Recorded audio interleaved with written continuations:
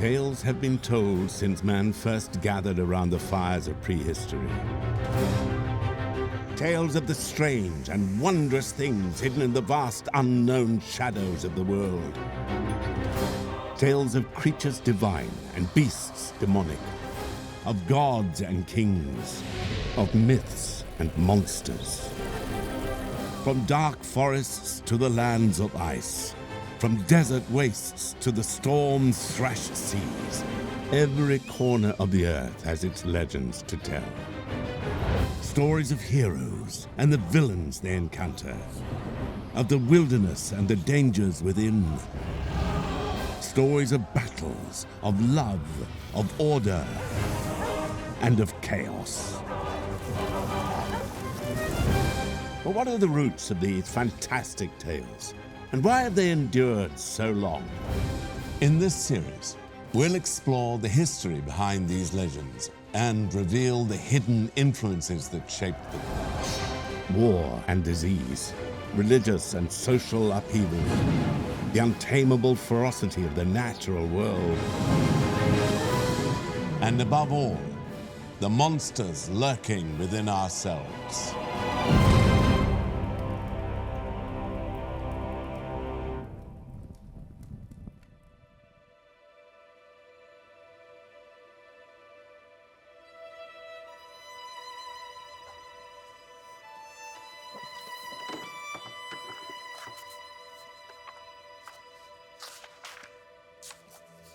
Ivan was alone in the castle.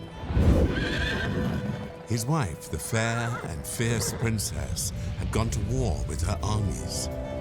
She had left Ivan just one instruction. He was not to climb the tallest turret of the tallest tower. Weeks passed, and Ivan grew bored. He remembered his wife's command, but his curiosity conquered all. Ivan climbed the tallest turret of the tallest tower. At the top, he found a chamber, and within, a starving prisoner. "Please, water." Ivan was moved by the sight and fetched a cup of water. The prisoner drank it all, but then he suddenly transformed, for the prisoner was none other than the dreaded Koshe the Deathless. "You fool!" he cried. "Now you will never see your wife again." With that, he bounded through the open window and swept like a whirlwind into the sky. And soon, he would have the princess in his grasp. If he was ever to rescue his beloved wife, a long and dangerous adventure lay ahead. Ivan's quest had begun.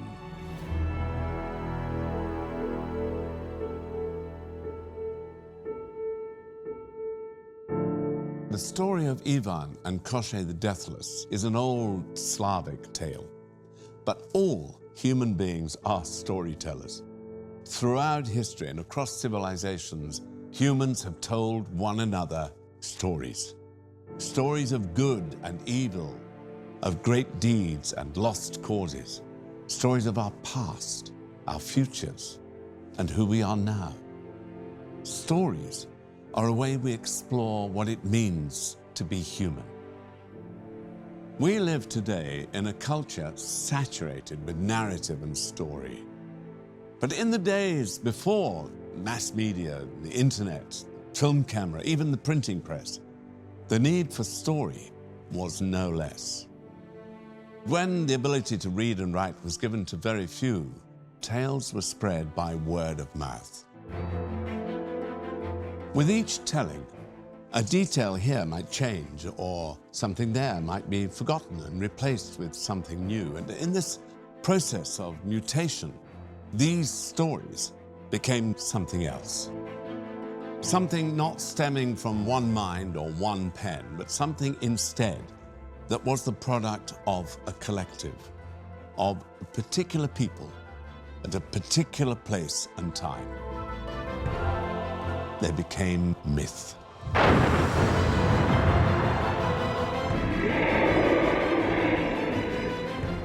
Myths tell us who we are.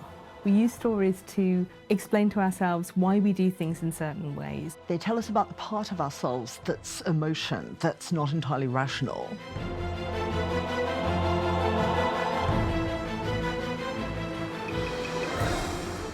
Things can happen in myths on a much grander scale. Emotions are heightened, drama is heightened. Myths tell us an awful lot about our desire for justice, the desire for truth, the desire for different sorts of virtues, and about how and why we go on journeys and what we actually do on the journey in order to return home.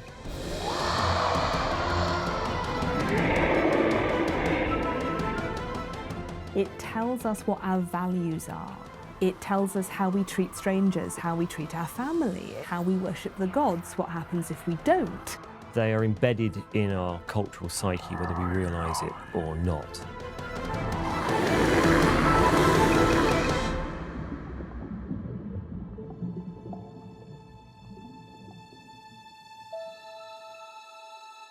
Few myths are more exciting than tales of great heroes and the foes they encounter in their adventures. Such heroic quests are found in tales from cultures across the globe and throughout history. But there are often striking similarities between such stories. The mighty warrior who's all but invulnerable to harm, the witches and wizards who help or hinder, the menacing giants, the beguiling temptations, the journeys into dark caves or into the depths of the underworld, all are found in tales from different cultures and different times. But what if there was more to these echoes than mere coincidence? That was the belief of an American mythologist named Joseph Campbell.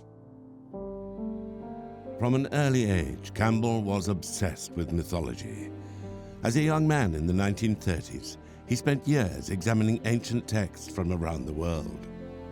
It was in this period of intense study that a theory formed in his mind. It was a theory that would make him famous. In the countless stories that he read and analyzed, Campbell thought he spotted something, a pattern.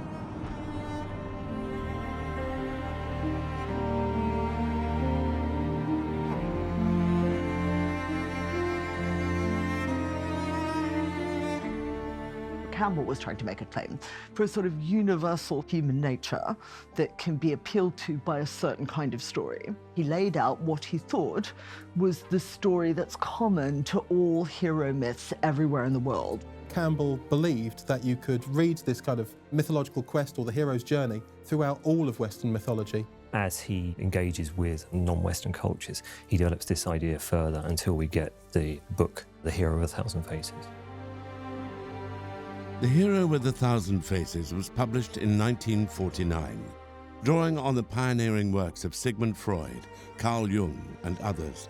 Campbell outlined the recurring stages he had identified in story after story, from culture after culture. He dubbed it the hero's journey.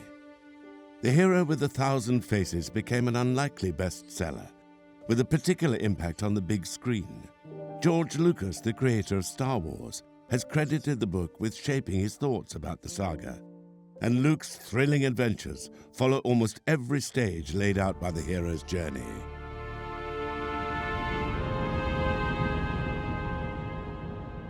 All heroes' journeys begin with the hero at rest in their home culture. So one particular stage is the call to adventure. An outsider figure comes and calls them to adventure, says, "Come on, Luke, you've got to go do something now and help this girl." He embarks on a journey into the unknown, a realm that's usually much more crowded with the supernatural.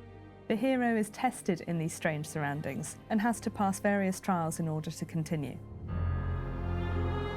Within that realm, he meets various mentors and also various companion figures who become part of a sort of entourage that he travels around with. Typically, he then has a near-death experience type adventure where he plunges down into some kind of abyss. But the hero survives this darkest moment and then achieves perhaps new knowledge or a treasure as a reward. And then he flees, pursued by the enemy. From which he arises transformed, capable of fulfilling the quest on which he started out. There's one final test, and that is often a moment of life or death. The hero has to use all the knowledge that he's gained up until this far to come through that and succeed. The end result is a new world, a new status quo that comes into being.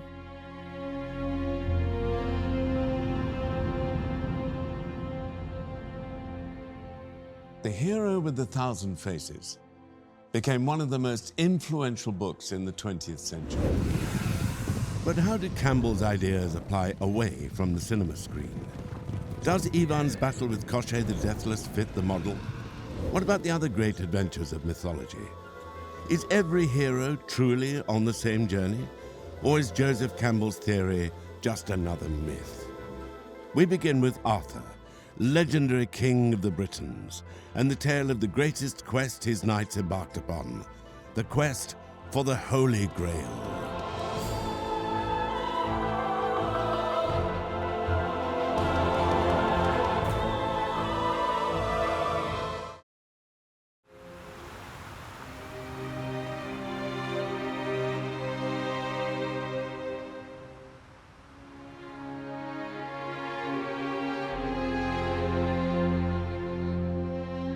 Stories of King Arthur have been told and retold for centuries. The legendary monarch was raised in obscurity far from court, but he proved his birthright by drawing the sword from the stone. And from his castle at Camelot, he went on to rule Britain with wisdom and justice. King Arthur, for us, is a mythical figure, possibly based on a real-life figure from the 6th or 8th century. Well, the very earliest reference to Arthur is in a 7th century Welsh poem. It's quite a fun one, where a great warrior is described, and then it adds sort of ruefully, but he wasn't Arthur. It's that he seems just to be known as a warrior. He's not really being referenced as a king. But in the 11th century, a guy called Geoffrey of Monmouth, obviously also from Wales, produces the first really sustained narrative about Arthur and the Round Table.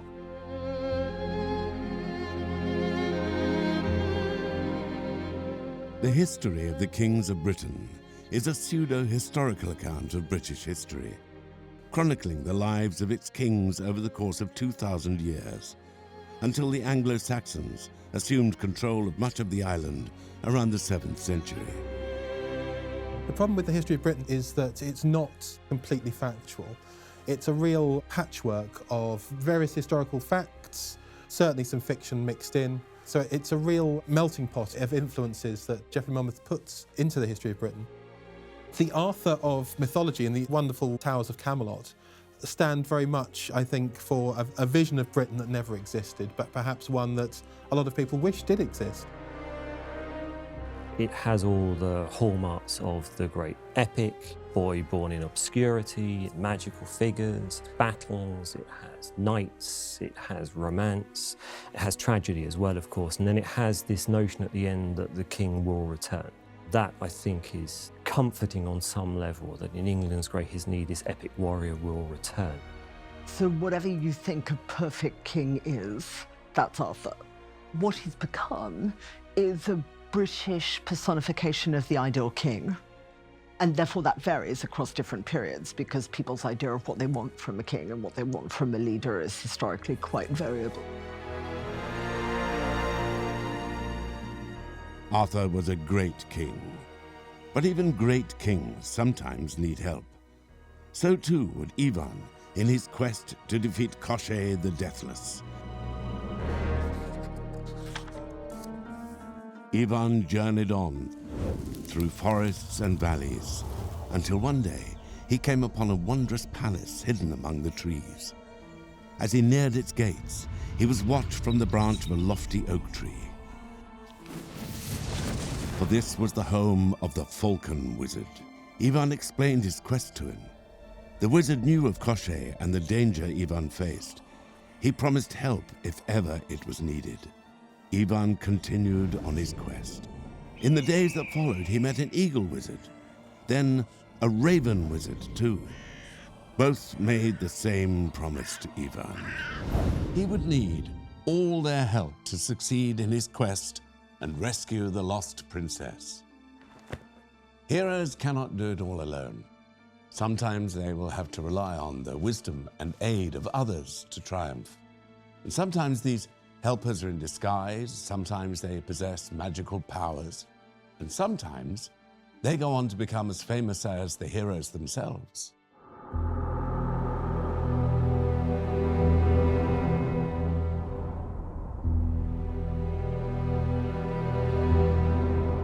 At King Arthur's side through many of the stories is a mysterious figure with magical powers, the wizard known as Merlin. He was the one who planted the sword in the stone, and it was he who brought Arthur from obscurity to claim the British crown. In popular culture today, Merlin is as renowned as Arthur himself. He is the archetypal wizard, the ancestor and inspiration for Gandalf in Tolkien's Lord of the Rings and Obi-Wan Kenobi in the Star Wars films. But magical helpers such as Merlin are found throughout myth and legend. Joseph Campbell recognized this. The supernatural aid is usually an older character. Their wisdom and guidance are needed for the adventure ahead. Often, too, they must give the hero the final push necessary to leave the ordinary behind and enter the special world. King Arthur and the wizard Merlin were once thought real historical figures. Over time, such beliefs faded. However, the stories themselves never went away. The development of the legend in the medieval era culminated in 1485.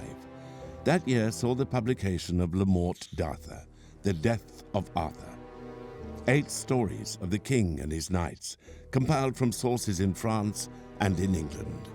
Here was the Arthurian legend complete. The author of the book was a man named Sir Thomas Malory.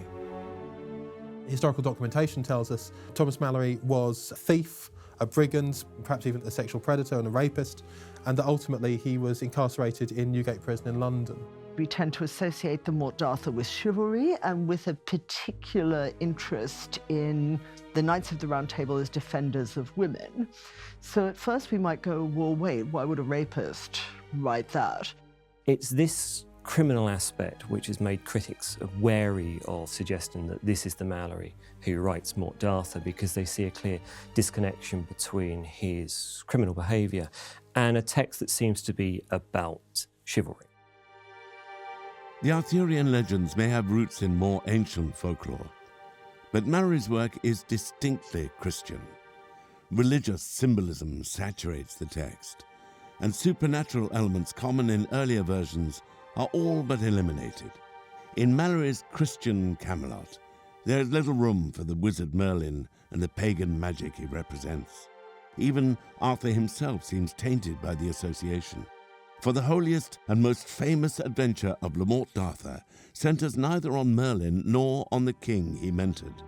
Instead, it is the Knights of Camelot who embark on this great adventure, the quest for the Holy Grail.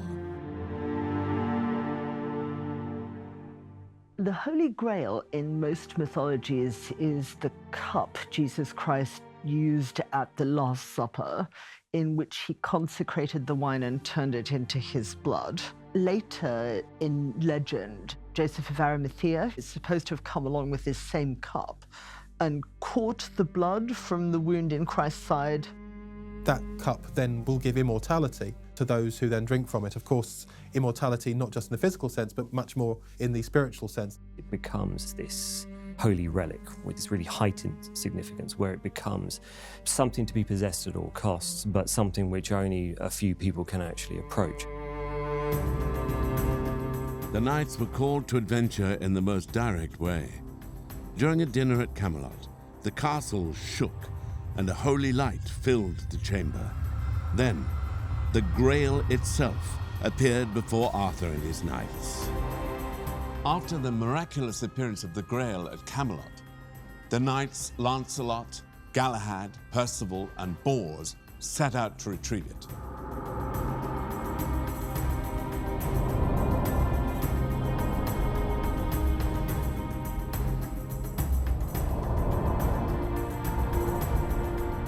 Arthur mourned their departure.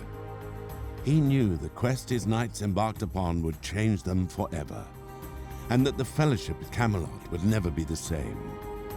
His knights left the ordinary world of the castle behind. Crossing the threshold, they entered the special world of adventure.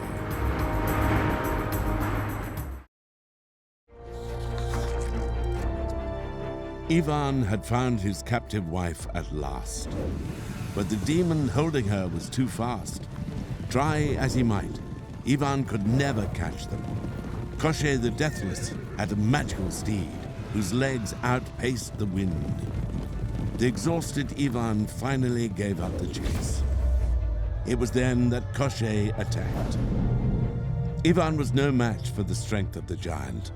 Koshe chopped him into pieces, bound him in a barrel, and pitched him into the sea. Far away, Ivan's wizard friends sensed his plight. They rescued the barrel and put Ivan back together again. He could never outpace Koshe, they said, not without a magical horse, and those could only be found beyond thrice 9 lands and a river of fire, at the home of the Baba Yaga. His quest was far from over.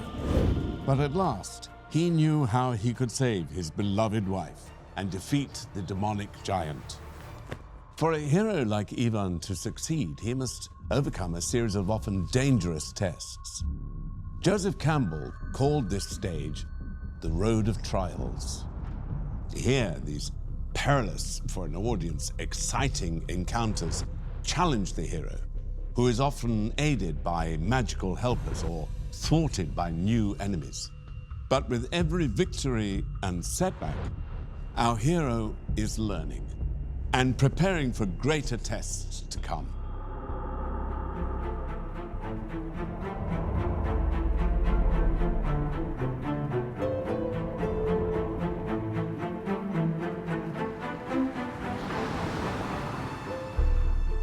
No road of trials was longer or more arduous than that faced by the hero of the ancient Greek epic, the Odyssey. Attributed to an author known only by the name Homer, it tells the story of the journey home of Odysseus after the Trojan War.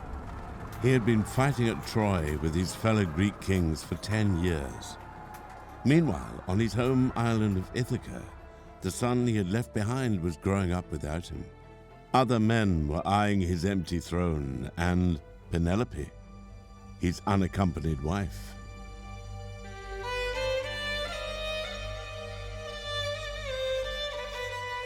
Odysseus was the king of Ithaca, and he was known as being a very important hero during the Trojan War. He was the person who came up with the plot to get inside the walls of Troy with the Trojan horse, and was mainly known for his intellectual skill. Odysseus is best described by Homer's opening line on him, the man of many minds, the man with the really rich inventive brain. Odysseus was at war for a decade. Getting home, however, would take just as long. Such an extended journey was not Odysseus' intention, of course. He had planned to sail straight back home across the sea to join his wife and son in Ithaca. But as was often the case in the tales of ancient Greece, the plans of mortal men were at the mercy of unpredictable and often vengeful gods.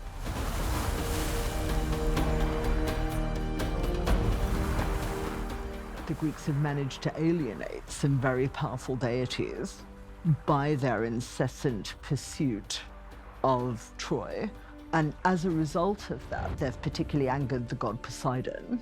And the god Poseidon pretty much ensures that Odysseus and his men aren't going to have a straightforward journey back to Ithaca. One of the people he met on his journey was the Cyclops Polyphemus. And this is where the trouble starts. He and his men are captured by the Cyclops, who's a big scary giant with one eye in the middle of his forehead. He starts eating Odysseus's men one by one, and eventually lets them go by mistake because Odysseus tricks him. But then it turns out that the Cyclops is the son of Poseidon.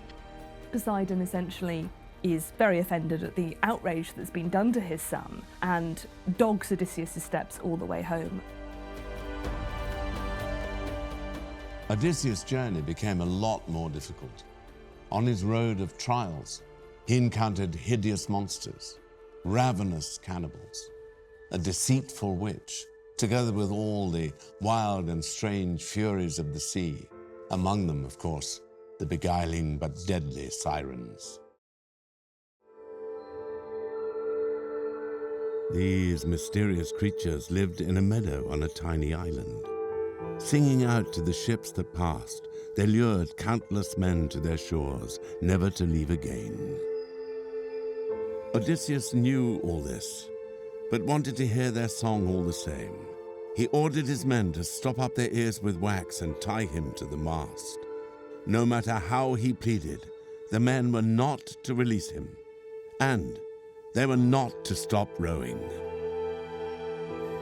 Homer doesn't tell us what the Sirens look like. There's no physical description in Homer at all, until you hit some point in the medieval period, where suddenly you start getting many more illustrations of Sirens as half woman, half fish. When we think about how it is to live a life that's dominated by the ocean and by voyaging and by the physical apprehension of just how alien the ocean is, we want to put some flesh on that, to tell a story about that, to tell a story about our fear and our longing. And to do that, we create something that's part ocean and part us, and that's the mermaid. Mermaids date back to the Assyrian cultures of 1000 BC, but are common to folklore around the world. They are usually depicted as young and beautiful. However, much like the sea itself, mermaids can help or hinder. The Little Mermaid by Hans Christian Andersen is a story of the kinder sort. Published in 1836, the book tells of a young mermaid who saves a human prince from drowning. Falling in love, she trades her beautiful voice to a sea witch for a potion which transforms her into a human. But winning the prince's heart proves far from easy. Andersen's kind heroine is unlike many other mermaids, however. In British folklore, the creatures brought bad luck and were said to taunt sailors in doomed ships. Slavic mermaids were also dangerous. They were called Rusalkas and were the spirits of the unhappy dead. Beautiful and damned, they lured young men into the waters to drown beside them. Worth remembering at this point that hardly anyone could swim in the pre-industrial world. Therefore, all cultures produce this phenomenon of terrifying emanations that represent death at sea. People tend to imagine sailors loving the sea. Actually, they don't, and all the folklore shows they don't. They distrust it, and they find it terrifying and unpredictable and scary. This is way before we've got electronic navigation. This is in the early days of shipfaring, where you have to stay close to the shore because if you get too far out, you're in trouble. It's well worth remembering how horribly physically impossible long voyages were in the past. So if you were at sea for more than 3 or 4 weeks, scurvy would have started to set in. And scurvy affects your mental processes. It makes you hallucinate, makes you see things that aren't there, makes you interpret what you see in frightening hallucinogenic type terms.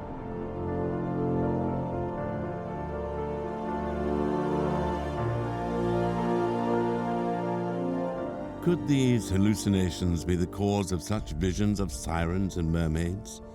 We will never know for sure. Odysseus sailed on unharmed from his encounter with the Sirens, but they were far from the only female threat he faced on his journey home. To reach his wife Penelope, Odysseus had to outfox the witch Circe, who had transformed his men into pigs. And he had to flee imprisonment by the nymph Calypso, who desired him for her husband. The threat from a lot of the female antagonists that Odysseus encounters is they set up rival places to dwell. The fact it takes him so long to wrench himself away from Circe, the fact he has to endure staying with Calypso, all reinforces just how much that nostos, that return home, is so important. Of course, Penelope is being constantly hounded by different suitors at the court. So I think there's a mirroring effect there, is that when Odysseus is moving through his journey, of course, he's then got to also be assailed by these various women. One thing that scholars have said about the Song of the Sirens is that the language that's used and the way it's phrased in the original Greek feels much more like it's been a passage taken out of the Iliad. That in a way the Sirens are actually trying to call Odysseus back into the previous poem, into being a previous sort of hero, the sort of hero of the battlefield. And that part of his temptation is to go back to that form of heroism, which now the Trojan War has ended, there's no place for anymore. Once a hero such as Odysseus has negotiated the trials, seen off temptations, and survived it all, he is ready for one final ordeal. The object of the quest is within reach. One more challenge lies ahead. The greatest he must endure. Hungry and faint, he walked on and on. Until at last, Ivan came to the house.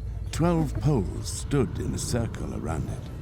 On all but one was stuck a human head. This was the home of the Baba Yaga. "You've come for my horses," said the old woman. "Well, you can take one if you're fast enough. I'll give you 3 days to find them. Fail, though, and I'll put your head on a spike." Ivan had no choice. The Baba Yaga's mares, however, were just as fast as promised. They hid from Ivan in every corner of the woods. It was only with the help of friends made and lessons learned on his quest that Ivan succeeded. At the end of the 3 days, he left the enraged Baba Yaga on the back of a new steed. Ivan willed the magical creature on towards a reunion with the princess and a final confrontation with Koshe the Deathless. The ordeal is the greatest test of the hero. The risk of failure or even death hangs over them. Ivan survives the ordeal and is rewarded, and in other tales, the hero must slay a minotaur, journey to the underworld, or, as in the Icelandic saga of the Volsungs, survive an encounter with a great and terrible dragon.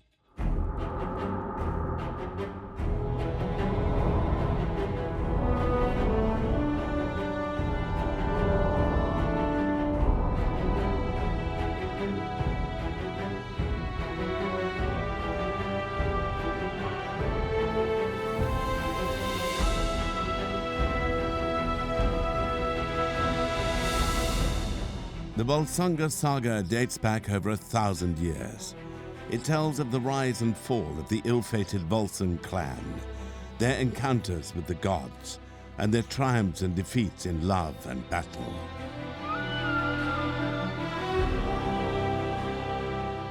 Volsunga Saga began as a series of separate tales that told individual high-born families of their associations with a heroic past. The earliest evidence for the saga are from the 7th and 8th century. We know these stories are being told even around the year 1000 because there are runestones in Sweden. The culture of the states that produced Volsunga Saga, it's a culture of warriors, it's a culture of voyagers, it's a culture that hugely privileges male adventurousness and male willingness to take enormous risks, and therefore it produces a hero that's also very extreme. This hero was Sigurd. His father had been killed in a battle with the god Odin, so the young Sigurd was raised by a dwarf master blacksmith named Regin. Sigurd is someone that the medieval audience could aspire to be like in terms of his humility and his wisdom. He is one of those figures that, like many heroes, connects the gods with the human. But he comes also to represent, very importantly, not only the interface between humans and the gods, but also the interface between human beings and wild nature. As he evolves, he becomes more and more about being a kind of wild man. What would a man be like if he wasn't ever civilized, if he wasn't ever subject to being taught and brought up and taught codes of manners?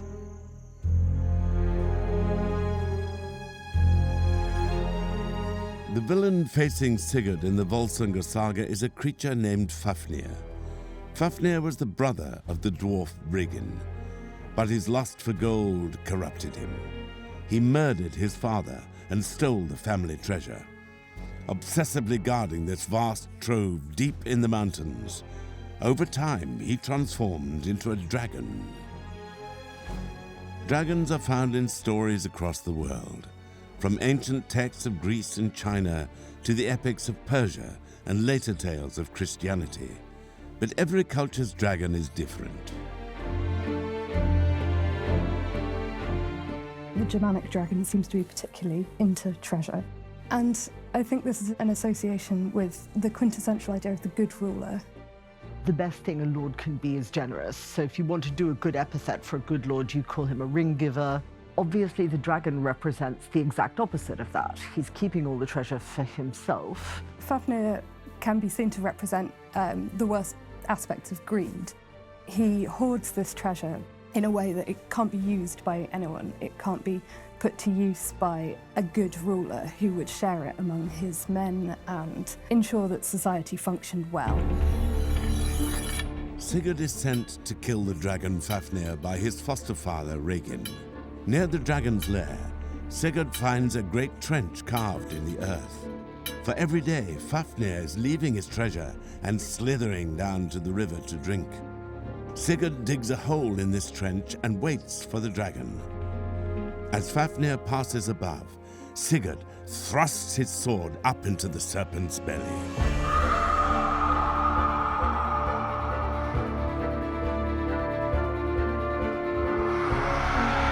Fafnir is defeated, but it is not the treasure alone that Sigurd wins.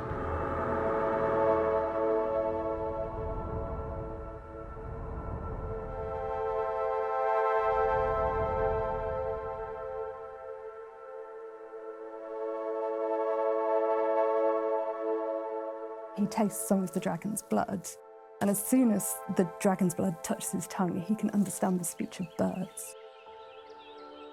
That really just brings to the fore the way that Sigurd is destined to be a part of the wild. It enables him to live in the wild as if it were his society. The reward quickly proves useful. Birds are chattering in the trees above. Sigurd soon realizes that they're talking about him. His foster father, Regin, the birds say, is plotting to betray Sigurd. His adventure is not over yet. Sigurd's story and the Volsunga Saga do not end with the defeat of Fafnir, nor does the hero's journey. Once the object of one's quest has been achieved, there is the return home. And coming back can be as adventurous and as dangerous and as thrilling as setting out in the first place. Ivan and the princess raced away from Koshe. The demon, however, was close on their heels. But Ivan would not be defeated this time. Just as Koshe was closing in, Ivan swung his club high and hard. Koshe the Deathless was dead. Ivan's quest was at an end. His beloved wife was safe at last. The giant's body burned on a pyre. As Koshe's ashes scattered to the winds, Ivan and his princess returned on their magical steed to the castle in the woods. There they ruled in peace and happiness forevermore.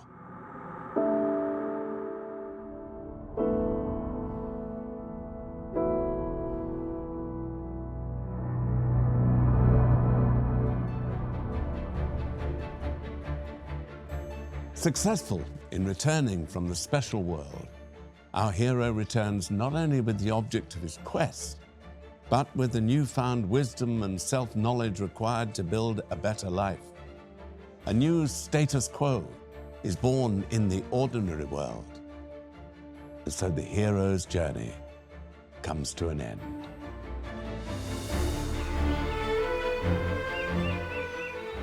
Several decades have passed since Campbell first outlined his theory. Storytellers from Hollywood and beyond continue to be inspired by it.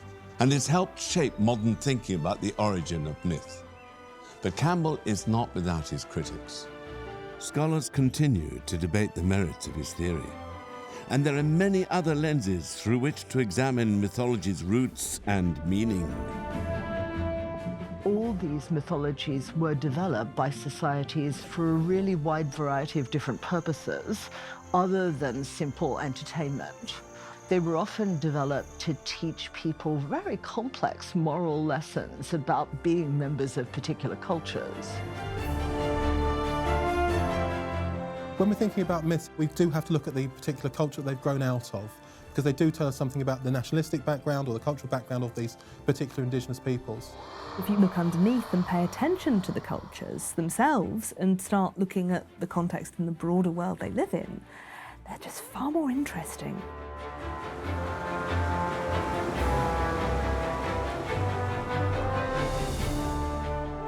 The idea of a common humanity reflected in the hero's journey remains an attractive one in an often divided world. But as this series will show, the realm of myths and monsters is far too strange and fascinating for one model to contain.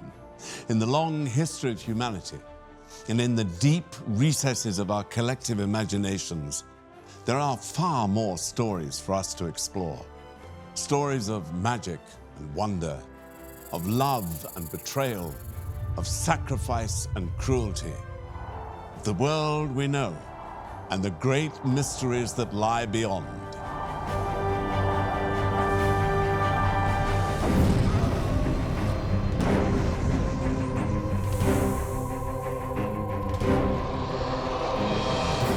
The tales have been told since man first gathered around the fires of prehistory. Tales of the strange and wondrous things hidden in the vast unknown shadows of the world. Tales of creatures divine and beasts demonic, of gods and kings, of myths and monsters. From dark forests to the lands of ice, from desert wastes to the storm-thrashed seas, every corner of the earth has its legends to tell. Stories of heroes and the villains they encounter, of the wilderness and the dangers within. Stories of battles, of love, of order, and of chaos. But what are the roots of these fantastic tales? And why have they endured so long? In this series, we'll explore the history behind these legends and reveal the hidden influences that shaped them. War and disease, religious and social upheaval, the untamable ferocity of the natural world. And above all, the monsters lurking within ourselves.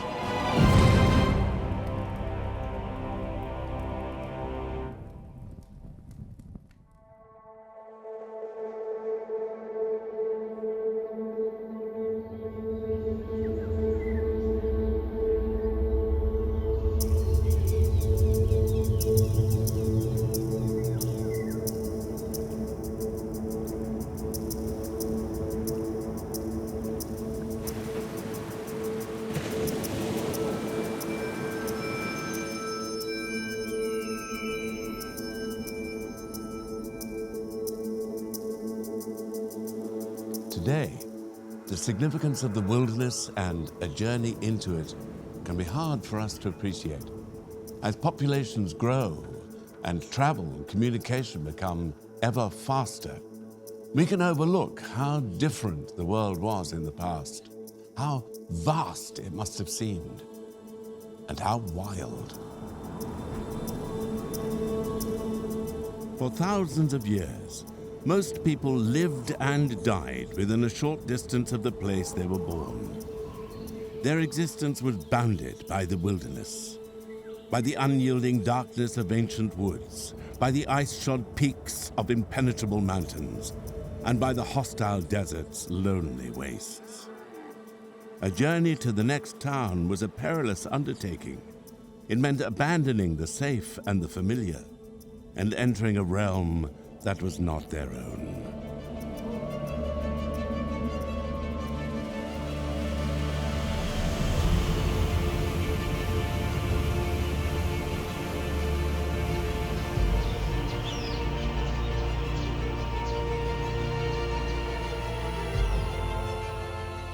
wilderness is usually defined as somewhere that is uncultivated, uninhabited by humans, and it's often a liminal space. Wildernesses are the places you don't know, the places where you don't go, the places where you have no business to be. They are the spaces of darkness. What counts as wild and what counts as natural is very much a human construct. We decide where the wilderness starts and where it ends. So that question makes it a very fertile place for stories to happen as human cultures work out where those limits are. You confront difference, you confront a world that's not your own, you confront the unknown. It's dangerous and it's disordered, but it's natural and it's free as well. And this is really, in many ways, the perfect setting for what's going to happen in a myth or a legend. People will fill the wilderness that surrounds them with what they fear in themselves, what they fear in their own society. The wilderness is the place where we expel all the stuff we don't like in ourselves, in our culture, in our society.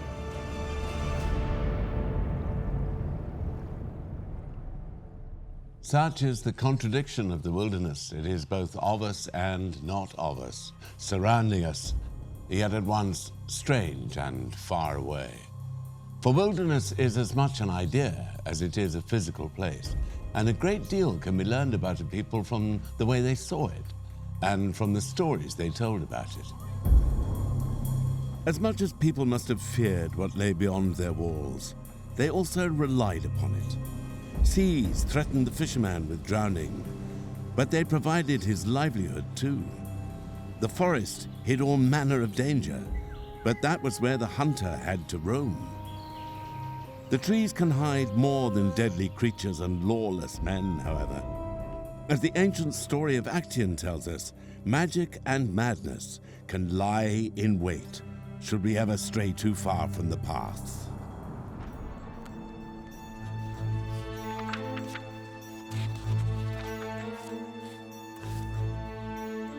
Actaeon had wandered far from home. The young huntsman had long since passed the city gates, and the fields where farmers, thumbing sweat from their brows, had stood to track his progress towards the darkness of the woods. Actaeon did not fear that wilderness. He scorned the superstitions of other men. The forest, he thought, was as much his realm as the city street. As Actaeon rested in a shady clearing, he suddenly heard an unfamiliar sound. Drawn on by the strange music, Actaeon pushed deeper and deeper into the ever-thickening forest. He parted the last branches and stared into the grove beyond.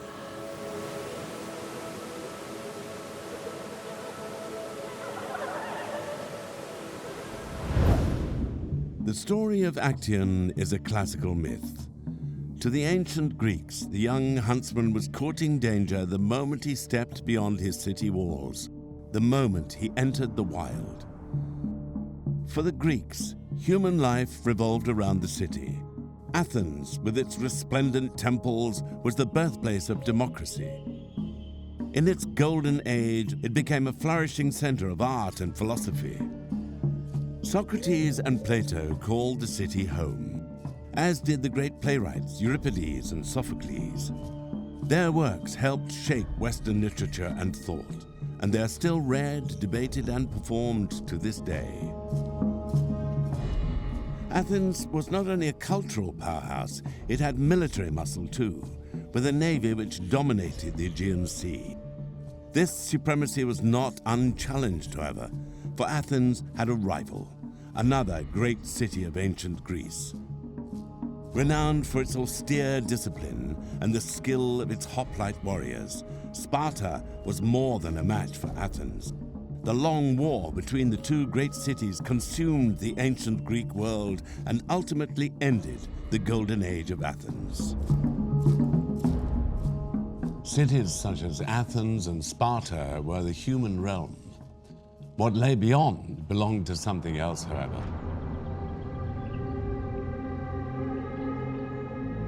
The ancient Greeks just didn't like the wilderness much, so they were profoundly unenthusiastic about anything that we would see as wilderness. They simply saw it as somewhere that you didn't want to be. The Greeks have this view that if you're out in the wilderness, there's always this risk of walking over the boundary, of crossing into the divine. The Greeks regarded the wilderness as so scary that the god they created to inhabit it, the god Pan, is the god from whose name we get the English word panic. It's about the crossing in between the wild and the tame, the controlled, the uncontrolled. So there's the possibility of crossing over that line and going beyond where you should go.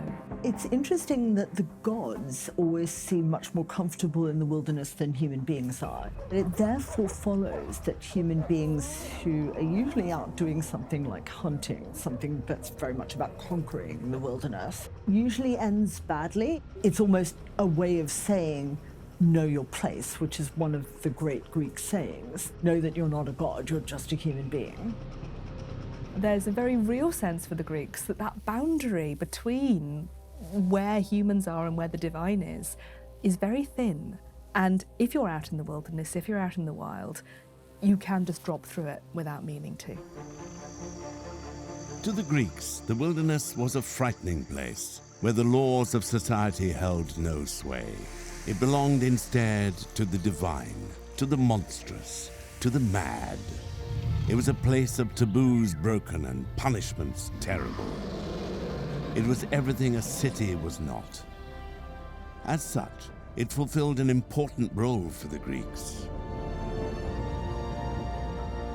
By exploring what lay beyond the boundaries of society, people defined what lay within them as well. By telling stories of the monsters outside, they better understood those within.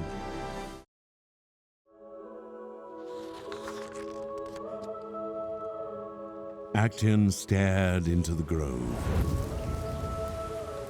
It was a wooded cave, wild and beautiful to behold. He was enraptured. He could not resist. He had to get closer. Actaeon crept forwards down to the water's edge, drawn on, ever on by the sight before him. His foot broke the stillness of the crystal waters. The ripples spread. Suddenly, dark eyes turned on the intruder, for those were no mortal creatures. This was the goddess Artemis and her nymphs, Artemis of the wilds, of the hills, of the moon. The goddess stood, cloaked in her wild fury. Actaeon ran. Actaeon's encounter with the goddess Artemis would not have surprised the ancient Greeks. For them, the wilderness was no place for man.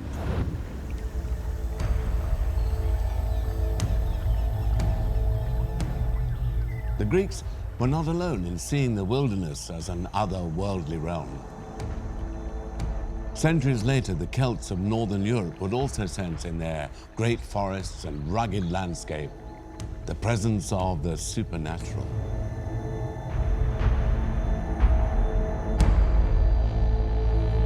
The Celts were a pre-Christian people. Their origins in Central Europe date back as far as the 9th century BC. At its height, Celtic culture spread as far south as the Iberian Peninsula and as far east as modern Turkey.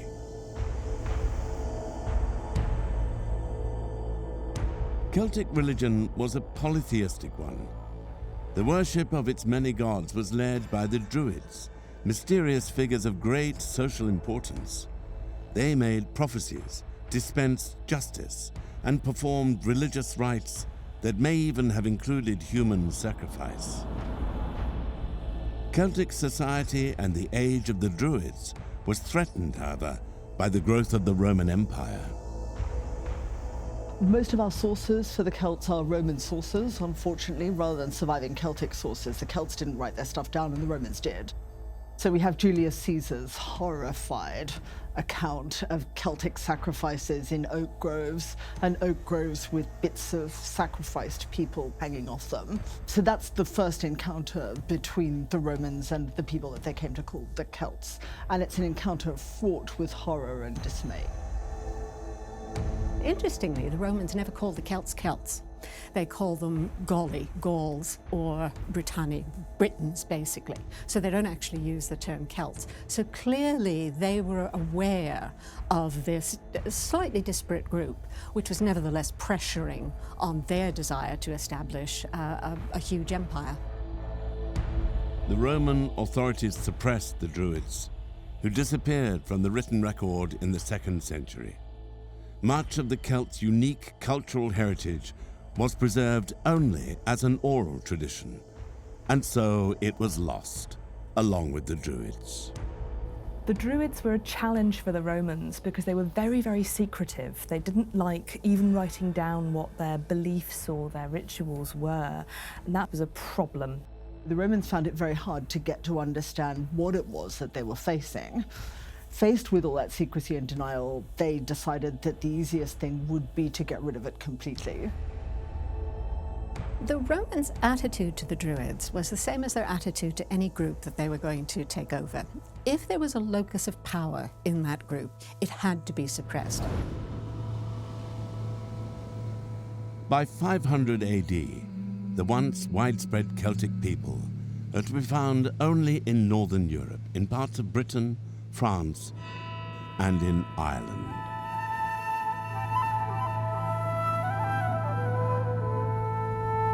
There, some ancient traditions survived, to be recorded by later Christian writers of the medieval period.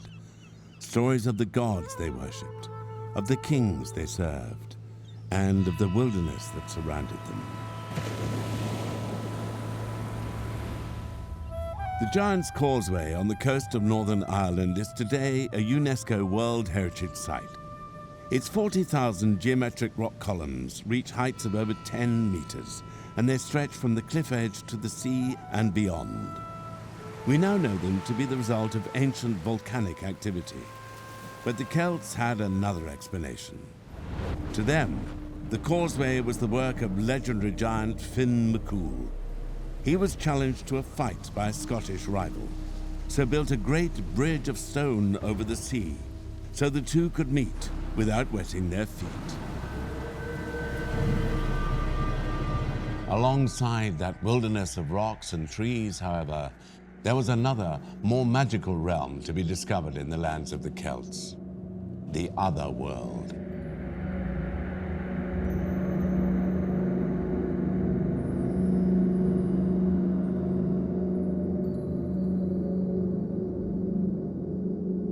The Celtic Otherworld was a supernatural realm, a realm that existed alongside of our own and parallel to our own. It's a world that has its own laws, inhabitants, power structures, and nature. It's like something that's always there. It doesn't go away. So it's very much located in the outside, the beyond, the wild. A glimpse might be seen in the clouds or the fleeting mist, in the half-light or in the shadows. It was at once both here and somewhere else.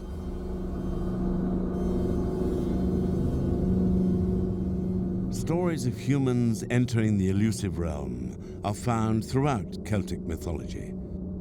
Sometimes heroes were enticed in by a beautiful fairy maid, or they stumbled across an entrance in a cave, or under the water, or in a dream. The other world they found beyond was home to the many pre-Christian gods of the Celts. It was a land of eternal youth and beauty, where it was always summer, and there was no hunger and no despair. The realities of life for most Celts were sickness and starvation, war and want. The other world must have offered an attractive mirror image of those struggles. However, the price the other world extracted could be hefty too. Just as in the tales of the ancient Greeks, these human encounters with the supernatural did not always have a happy ending. The Celts managed the wilderness by peopling it with entities that are somewhat like themselves. On the other hand, those entities are, more often than not, at least potentially very dangerous. The realm of the fairies is superficially attractive, it seems quite glamorous, but often when the hero's in there, they discover that there's another side to it. Initially, the character who stumbles into the other world finds it a sort of glorious and happy place, but generally, the longer the character stays in that other world, they realise that it's more sinister, that it's got darker dimensions. Let's take the beautiful fairy lady, who's perhaps the most typical issuer of an invitation to the Celtic Otherworld.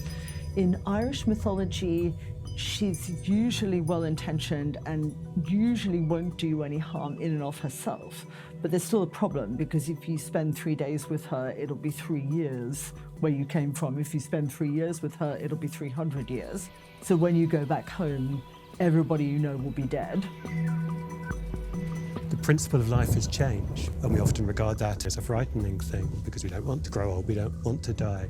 But yet the idea of the fairy realm suggests that the opposite is also quite horrific, that if we didn't grow old, if we stayed static, then there would be no growth, there'd be no life.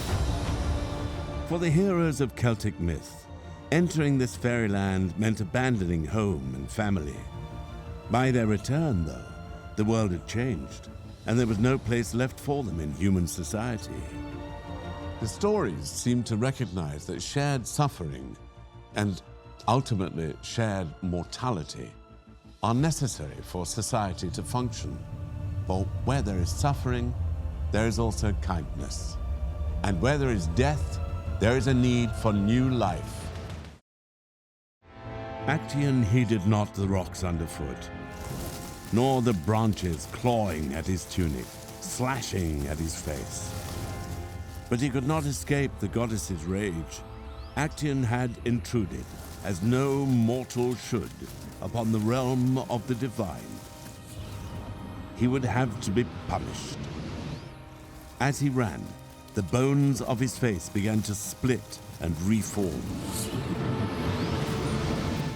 Actaeon stumbled, his whole body taut with pain. Antlers burst through his skull. He tried to scream, but a stag's harsh cry had displaced his human tongue. The dogs he had left behind stirred from their rest. That familiar scent. It quickened in the mouth of every hound. Excitement quivered through the pack. A stag. The hunt had begun. Actaeon is transformed from man into stag. His dogs change from loyal companions into fanged predators. The transformation of these dogs strikes at a very human anxiety. Our communities are ordered. Laws govern our behavior. Crimes are punished. But in the natural world, it can seem that chaos reigns. Like Actaeon and his hounds, our grip over the world is only ever a tenuous one. Some things are beyond our control. We are at all times exposed to the random ferocity of nature.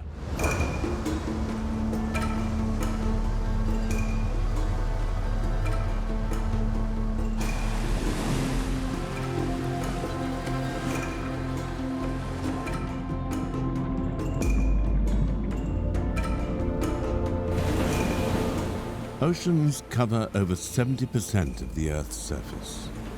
Almost every civilization in history has exploited them for food, trade, or transport. But if the waters brought opportunities, they also represented danger. You were at the mercy of the wind and the storms. Leaving view of shore was a very dangerous undertaking that only very experienced sailors took. It's quite normal for sailors to be scared of the sea. It's not the case that people who cross the sea are comfortable with it or at home with it. It's actually normal, the more time you spend with it, to distrust it. Even experienced sailors, even experienced mariners will be caught by surprise by the behavior of waves, by currents, by weather. It was not just the wind and waves that sailors feared. Throughout history, there have been tales of strange creatures living in the cold blackness of the deep. The serpents of the mid-Atlantic which stalked ships of the Royal Navy. The vast devil whales seen by early Irish explorers. And of course, the famous monster of Loch Ness in Scotland. None, however, is more terrifying than the creature said to dwell off the frozen coasts of Norway and Greenland. The King's Mirror, an old Norwegian manuscript from the 13th century, spoke of a creature that had never been caught. A beast so large, sailors mistook it for land, an enormous being which devoured fish, men, and even ships whole. They called it the Hafgufa. The Hafgufa is a sea monster that appears in the Saga of Arrowod. This sea monster is enormous and spends most of its time below the surface level of the sea. So all you ever see of it is its nostrils and its fangs. And when it comes to the surface, it looks like two big craggy rocks sticking up out of the sea. Its name is made up of two elements, the Old Norse words for sea, haf, and gufa, which is steam or vapor. So perhaps it's something about this monster's breath as it comes to the surface, looking like sea mist. It's a sort of sea-going nightmare that illustrates the way that the ocean's depths are the ultimate wilderness, the ultimate unknown space. The stories circulated among fishermen and traders of the north for decades. Some likened the creature to a giant crab. Others said it was more like a squid with enormous tentacles that ensnared boats and sailors alike. All agreed, though, that not even the greatest ships of war could resist its attack. Over time, a new name emerged and stuck. The beast was dubbed the Kraken.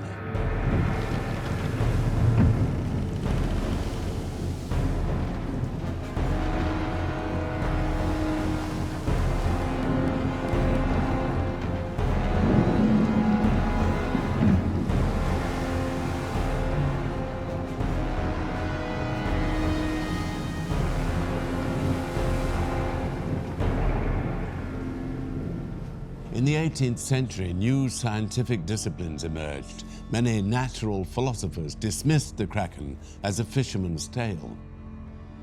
But others were not so sure. Swedish zoologist Carl Linnaeus described it as a singular monster of the Norwegian seas. Danish bishop Erik Pontoppidan believed the stories too, but claimed the true danger lay not in the creature, but in the deadly whirlpools left in its wake. Modern science gives more credence to the stories than you might think. The legend of the Kraken may be a result of sailors encountering a giant squid. These unearthly-looking creatures rarely come to the surface, but can grow to enormous lengths of 13 meters and more. And it is thought even larger squid, as yet unknown to science, lurk in the inky depths. If you see a giant squid and you're in a very small boat, that's a terrifying experience. They are unnatural looking. They have the largest eyes in proportion to any other animal. So they look incredibly powerful. Also, they can do magical things like squirting ink out of their bodies. So there's a lot of discomfort associated with that kind of creature. And they therefore figure very often in horror stories. I mean, there's one in 20,000 Leagues Under the Sea. There's one in Victor Hugo's book, Workers in the Sea. They often figure as man's opponents, a kind of personification of the ocean itself in its unpredictability, its enormity, and its power. Terror and confusion at seeing such a creature may have been intensified by the condition of the sailors themselves. Hunger and malnutrition were commonplace on ocean-going ships of the past. The sailors' work was hard, and they were confined to the same small space with the same people for week after week. The combined effect all this could have on their physical and mental health was devastating. I think if you spend hours on a ship looking out at sea as a lookout for land or for any other vessels approaching, you're going to start seeing things in the light and the water and their interaction. It's natural to give a reason for the odd behavior of the ocean.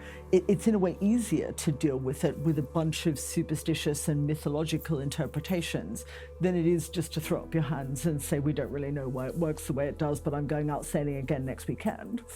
It's much better to think in terms of sea monsters that will make a good story. Whatever the roots of the Kraken, the tales proved enduring. And we've not lost the taste for such stories. The ocean retains its power to frighten and to enthrall. In 1975, director Steven Spielberg scored box office success with his killer shark movie Jaws, and the formula remains a popular one.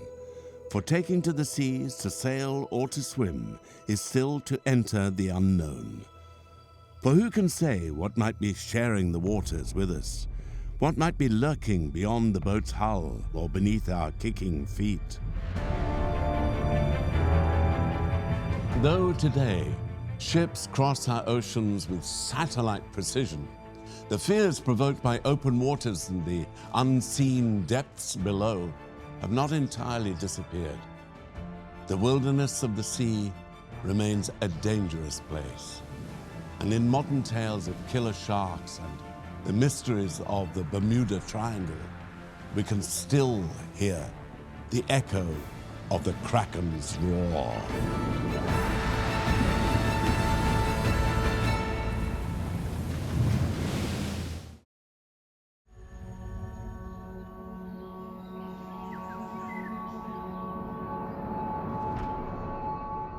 For thousands of years, Europe was cloaked in forests. Even the largest of its settlements and cities were mere pinpricks of light among a vast wooded darkness. It should be little surprise then that the forest is a common setting in the continent's myths and legends. It was both mysterious and familiar, dangerous, but within touching distance of home. It was a place of magic and adventure, a wilderness that lurked all too accessible at the bottom of the field or beyond the city gates. The wood is one of those wilderness spaces in which scary things that you've never met before and can only imagine might lurk. Forests do tend to have a particular value in the profile of that particular culture. Forests are the places where the people who haven't succeeded in the arable lands end up. They end up there because they can afford to live there, because nobody owns the forest. You can't stop them from living there. They're therefore associated with the fear of not making it, with the fear of failing your family, your children, failing to provide.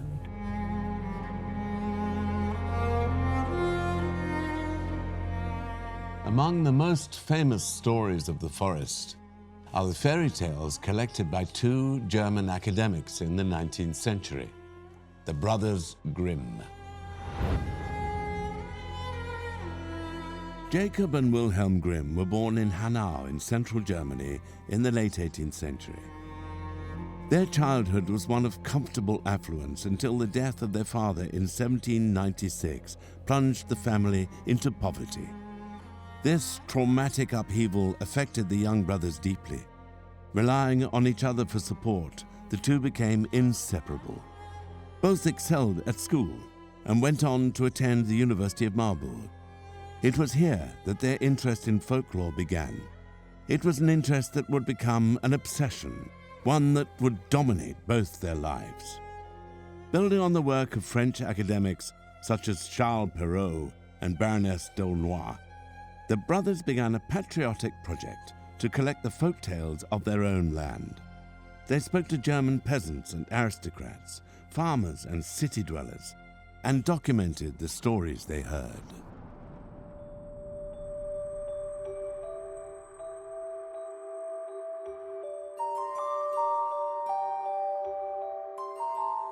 The Grimm tales were collected from people who lived in Hesse, which, though it was quite industrialized by the Grimm's time, had a lot of woods in it. About 10 or 11% of the United Kingdom is covered by what we would call woodland. In Germany, even today, it's something like 35%. So forests are everywhere. Now, there's a particular reason for that, which is that the Germans place a high esteem on unspoilt nature. That's simply a cultural given. And that means that in some ways, Germans value a radical encounter with otherness represented by the forest in their renditions of fairy tales. Their stories handed down by families who lived among those woods and who often lived very difficult and impoverished lives. The Grimms collected stories from a whole range of sources, in the main from middle-class bourgeois friends and neighbours and people in their own social circle. They'd often take several different versions of the same story, take the bits they liked, cannibalise them in effect, and combine them into a new story. They were adapting the tales, of course, for an educated, literate public, a middle-class and aristocratic public, and they were adapting the content of those tales, of course, to the expectations of that public. In 1812, the Grimms published the first volume of their children's and household tales. 3 years later, the brothers added a second volume, forming what we now know as Grimm's Fairy Tales.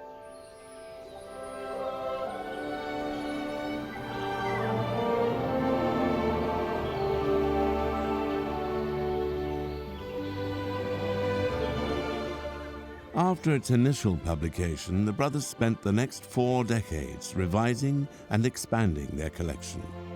The 7th and final edition of 1857 contained more than 200 stories.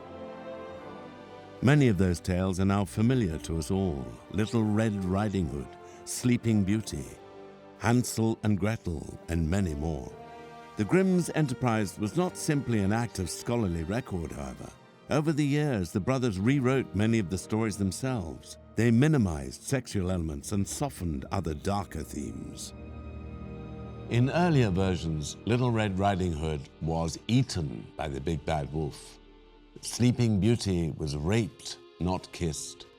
And Hansel and Gretel were neglected not by their evil stepmother, but by their own parents.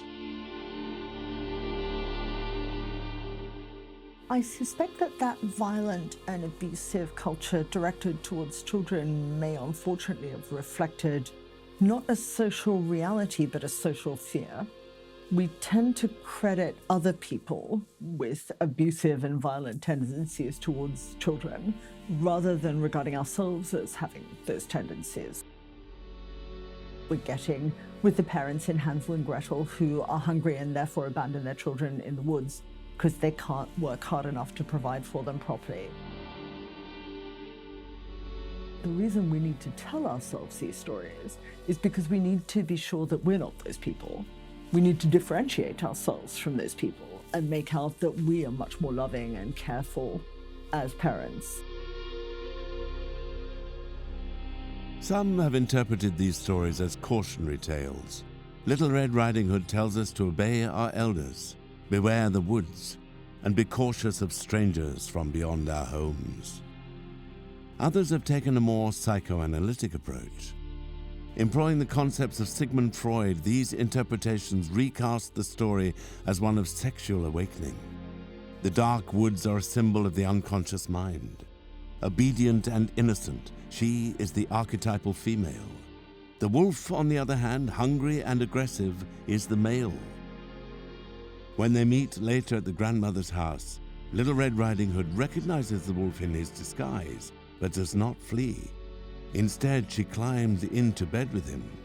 The scene is a seduction, and Little Red Riding Hood is a willing participant. Fairy tales, like all stories, have an element of content which is not explicit on the surface. Psychoanalysts have also argued that fairy tales communicate to us at the level of the unconscious. In particular, they communicate to children at the unconscious level. In real life, wolves very rarely attack human beings. They're actually quite sensible animals. So it follows, therefore, that wolves must be symbolic rather than representing an actual threat. What they seem to represent, it's the fear that human beings who live in woods might become wild and wood-like. They represent this sort of savage interior that has to be carefully contained, controlled, and muzzled by civilization. If the wolf is a symbol of the wildness lurking within us all, then its frequent presence in these stories is a reminder that however grandly we build our monuments, however elegantly we draft our laws, civilization is ultimately a fiction, a veneer far thinner than we would like to admit. The smallest of slips can see it crack and set loose that savage interior, that wolf, in terrifying fashion.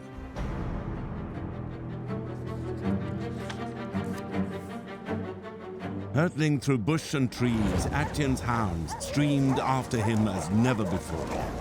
The transformed huntsman urged his unfamiliar limbs on. Close behind was Blackfoot Melampus, swift as the wind. Beside him, Snatcher, fiercest of all, and Shepherd, his favorite, who knew not his master's call. Actaeon crashed on through the woods, but the trees closed tight around him. There was nowhere left to run. On every side, the ravenous dogs surrounded their dear master.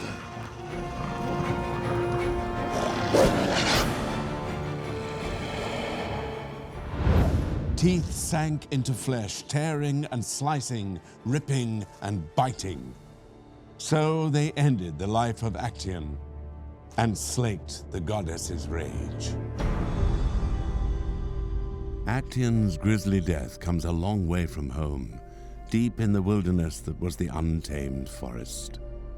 His story is one of the most famous and enduring in all Greek mythology. It has inspired writers, sculptors, and artists in generation after generation. But though the age of the ancient Greeks is long past, our fascination with the wild unknown remains undimmed. Throughout history, societies have used the wilderness to explore what frightens us about the world and about ourselves, to help us understand what it means to be part of a family, part of a community, and what it means to lose those things. The wilderness is, in some respects, the opposite of civilization, but also there's a sense in which we carry a bit of wildness in ourselves as well. The wilderness also becomes a place for exploring what happens when humans get too civilized. What does it mean when we go too far, where we start sort of becoming too artificial and too false? It might be the mountains, it might be the heath. It's the place where, because you haven't got a big rational take on it, you can fill it with the irrational, the parts of yourself that you normally repress or crush. It continually calls to us as being untamed, and we are drawn by the lure of taming it, but it will never actually give in to our control.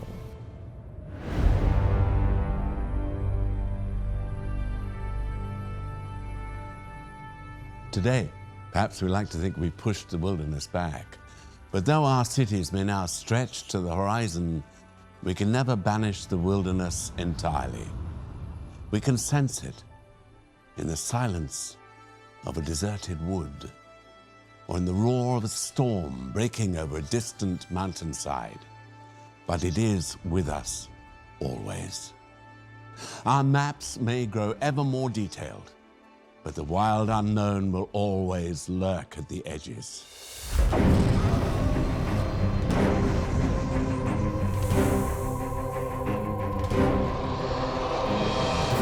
The tales have been told since man first gathered around the fires of prehistory. Tales of the strange and wondrous things hidden in the vast unknown shadows of the world. Tales of creatures divine and beasts demonic, of gods and kings, of myths and monsters. From dark forests to the lands of ice, From desert wastes to the storm-thrashed seas, every corner of the earth has its legends to tell. Stories of heroes and the villains they encounter, of the wilderness and the dangers within.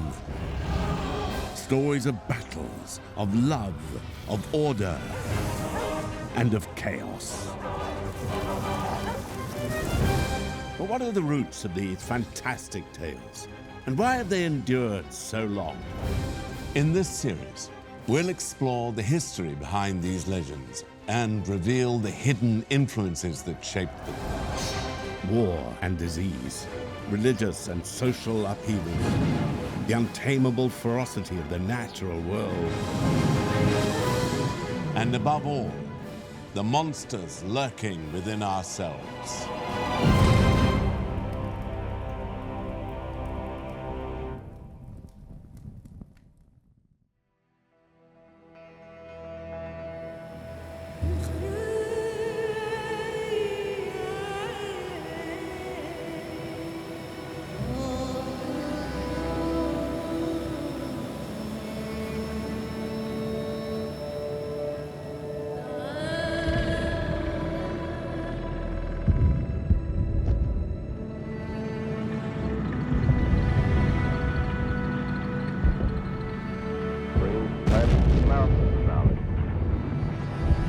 No fire was encountered during their big landing. However, by mid-afternoon, fire was being raised.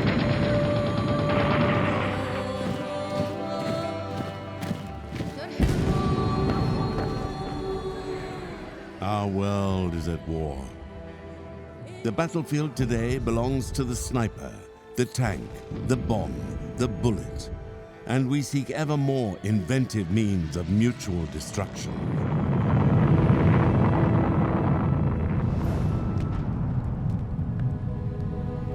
But why do we fight?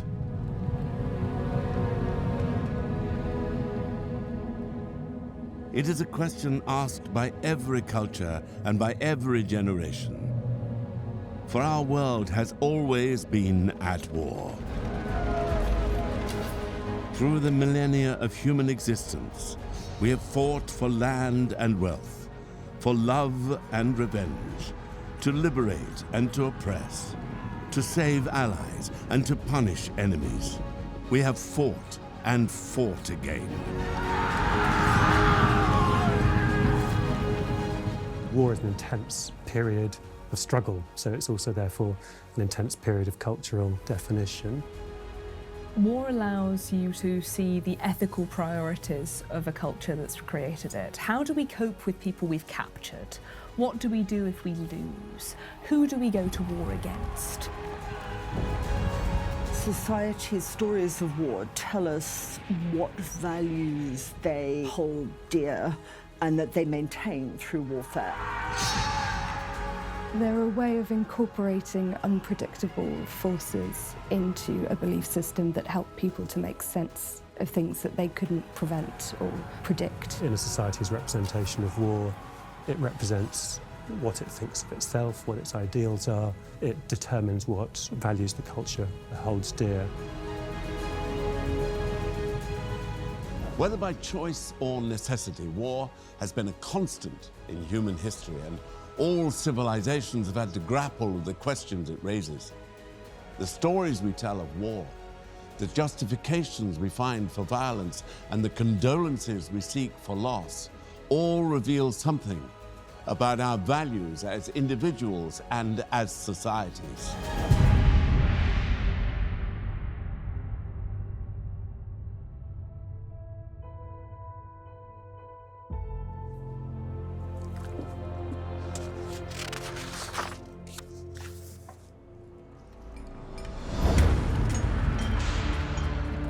The Nemedians had come seeking a new home, but they found in Ireland only misery. For they were enslaved by the Fomorians, cruel ogres renowned for their greed. Chief among these terrors were the two strongest and ugliest ogres, Morte and his brother Conan.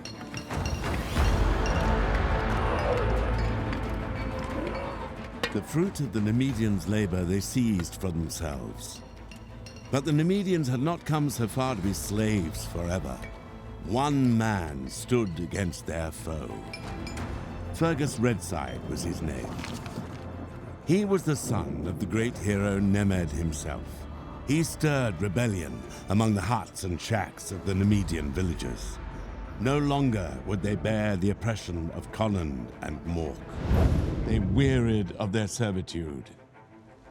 They readied themselves for war.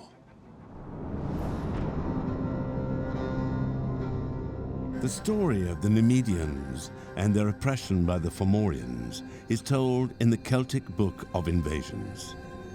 Compiled around the 11th century, the book charts the history of Ireland from creation through to the Middle Ages. It tells the stories of 5 mythical tribes who invaded Ireland one by one before the final arrival of the Gaelic people and the establishment of a Christian kingdom. Origin stories such as this are common. Almost every civilization thinks it is special and develops a myth of its beginnings to prove it.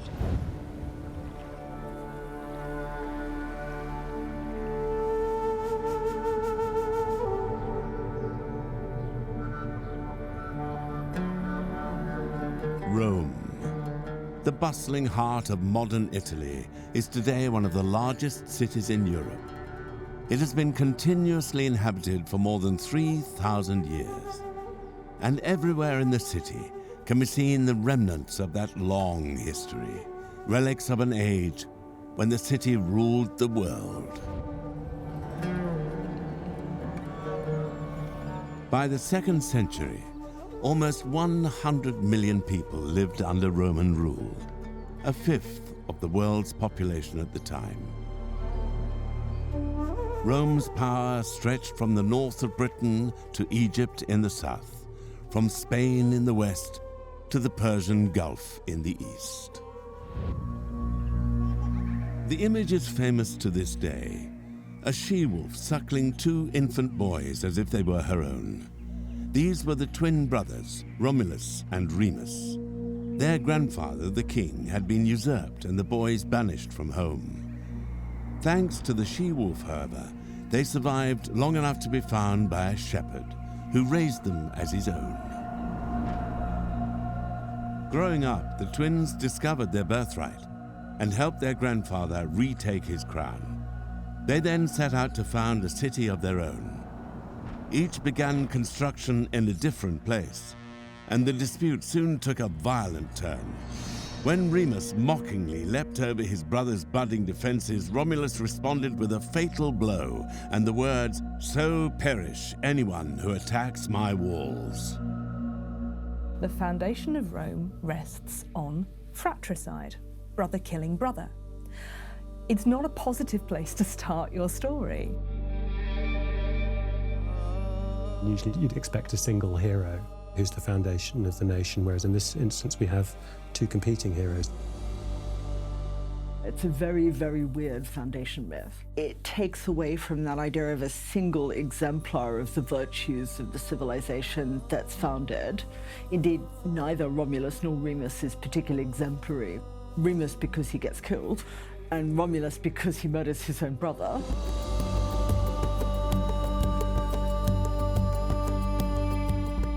The tale troubled and intrigued the Romans, especially as it was regarded not as myth, but as history, and history that could be seen and touched. The temple of Jupiter Stator by the Forum was said to have been founded by Romulus himself. For centuries, his hut was preserved on the Palatine Hill, and Romans could even visit the cave where the she-wolf was said to have cared for the infant boys. We might expect them to be a bit awkward about this story, but they're not. They tell it again and again and again. It's recorded in the primary sources. It's recorded as something that is an important part of what it means to be Roman.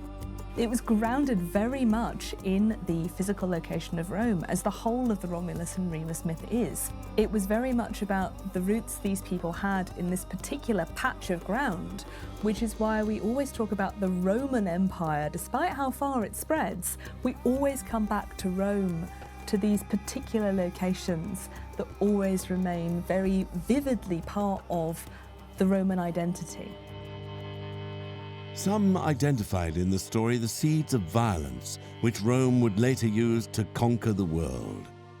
Others saw in the deadly struggle between brothers a cruel omen of the civil wars that would split the Roman Empire again and again. Attempts were made by poets and politicians to soften the tale of Romulus and Remus, or replace it with other more sanitized accounts of the city's origins. The Romans were very good at understanding that myths and stories had the capability to be told and to be shaped and to be retold and reshaped as you needed to do so. So there were alternative versions told. It's Cicero who actually denies that Romulus kills Remus and actually sort of deletes the part of the myth that probably gave it its purchase on the Roman imagination. The idea that in drinking the milk of a wolf, Romulus and Remus are imbibing a ferocity that Rome has yet fully to contain is in part why Cicero's and Virgil's generation want to forget the whole thing. Plus, they invent a bunch of other, much sleeker, much more fit-for-purpose foundation myths, of which the best known is the one invented by Virgil, the myth of Aeneas. The noble, heroic Aeneas was a refugee from Troy. He led his people across the Mediterranean to Italy, where he founded the city that would one day give rise to the Roman people. His story is told most famously by the poet Virgil in his great epic, the Aeneid. He was writing during a new era in Roman history. Augustus was consolidating his power as the first emperor, and the grander, more dignified origin story offered by the Aeneid seemed fit for the times. But if it was intended to eclipse older stories in the Roman imagination, it would fail. Romulus and Remus would retain their place in the history books of ancient Rome. But of course, it wasn't real history at all. The brothers did not create Rome, Rome created them. It was not the murder of Remus that explained the violence of the Romans. It was the violence of the Romans that lay behind the myth.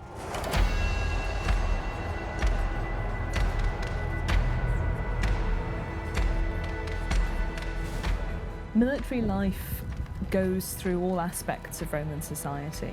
The Roman army is conscript. It's not a volunteer professional force. And that means that you have a very high proportion of people in Rome, broadly speaking, who either will have been in the army or will have relatives who have been in the army. So there's a knowledge and a familiarity with military matters that is very deeply embedded in everyday life and everyday activity. He does one really interesting thing that's very important for Roman ideas of the self and the relation between the individual and the city. And that is, he's killed by Romulus. So the point of the story then becomes, even my brother is less important to me than defending Rome. It's Rome above all. Remus is there to show that Romulus is willing, and all Romans must be willing, to sacrifice familial ties for the city. Perhaps that is why the bloody story of the twins endured. No finer mirror of the city's character could be found. In one act of fraternal bloodshed, the myth taught Romans that the success of their city relied not only on violence, but on sacrifice. Rome was great, but so was the price paid. The Tower of Conund, the great fortress, lay before them. The Numidians, 30,000 of them, had come to claim their freedom. These men were farmers, not soldiers, but they would fight all the same. For they were led by a brave and mighty warrior, Fergus Redside, the son of Nemeth. From the high tower, Conund watched them gather with an outraged snarl. The impudence of these slaves. Massed on the plain below, the Numidian army grew larger and larger. Hammer and pike, scythe and spear, they held their weapons aloft and roared in time to the beat of the drum. The great ogre was readied. Armor was strapped to his body.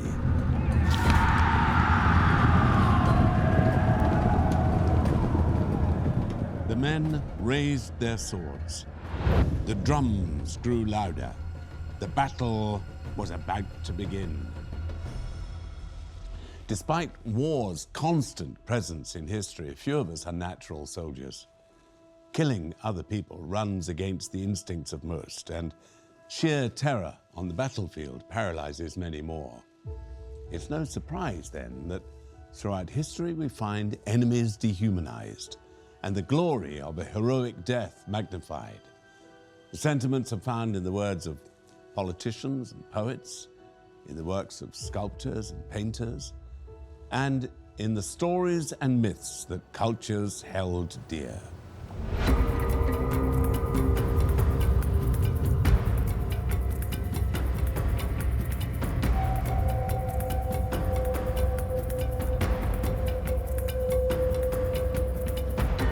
The frozen north is no place for the faint-hearted.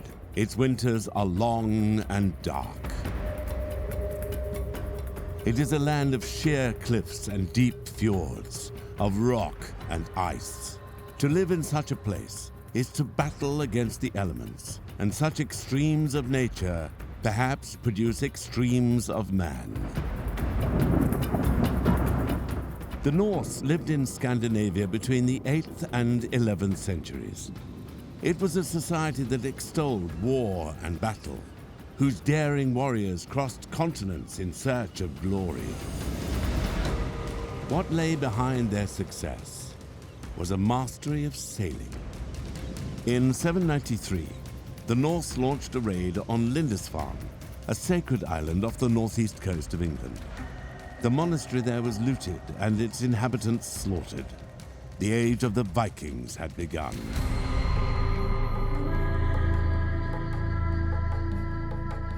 The attack on Lindisfarne stunned Christian Europe. One contemporary wrote, "Never before has such a terror appeared in Britain as we've now suffered from a pagan race."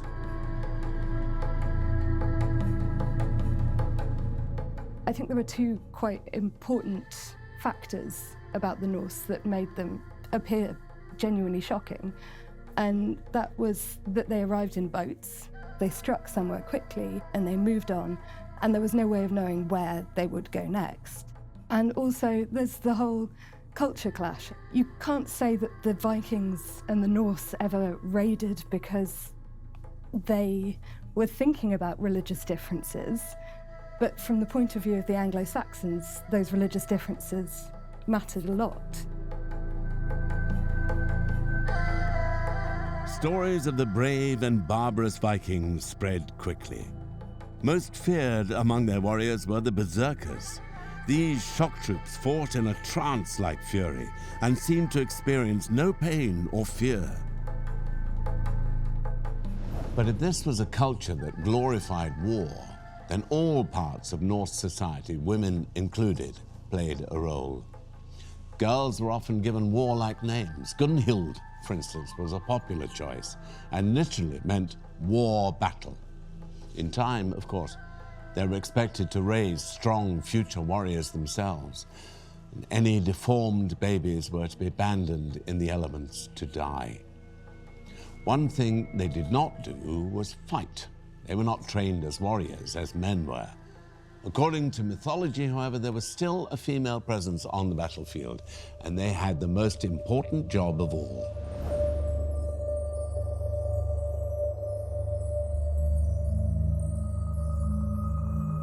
The Valkyries are immortal warrior maidens whose job it is to decide which warriors get to fall in battle.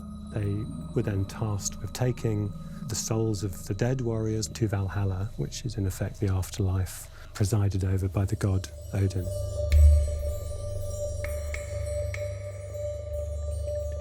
You might think of Valhalla is similar to the way in which knights going on crusade were told that their sins would be pardoned if they died in a crusade. It sweetens the deal a bit. It knocks the edges off the fear of telling them that if they die in battle, they're going to live a lovely life where they're given mead all the time and they just have to fight each day for Odin, and then they're resurrected and they go back to feasting.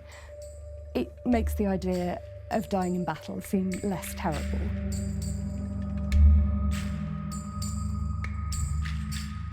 The promise of Valhalla must have offered comfort to the fearful before battle, and solace to those grieving afterwards. Death on the battlefield was recast as a mirror of birth, and just as it was women who once brought men into the world, so it was females who carried them into the next.